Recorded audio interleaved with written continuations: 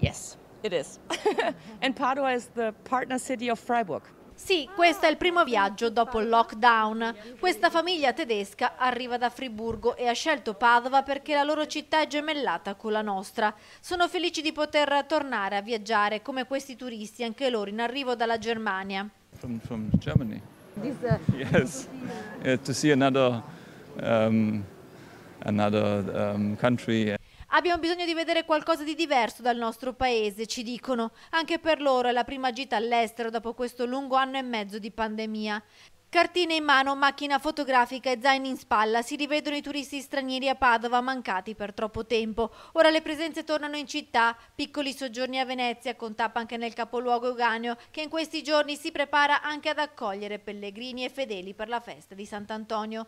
E in occasione del ponte di 2 giugno in città ci sono anche molti turisti italiani che arrivano da fuori regione. Il Veneto. Siamo stati prima a Vicenza, poi a Bassano del Grappa, Valdobbiadene, Castelfranco e adesso qua. 3 giorni. Stiamo facendo un giro così a caso per il momento. E poi, vabbè, siamo stati in Basilica di Sant'Antonio, ci fermiamo ancora fino a domani mattina e poi torniamo a casa. Mi piace molto l'atmosfera di Padova. La vostra prima gita, diciamo, fuori regione dopo il Covid? Sì. Sì. Ma perché avete scelto Padova? Per venire a fare... Io. Ecco, mio marito prego. L'ho scelta io, ne avevo bisogno.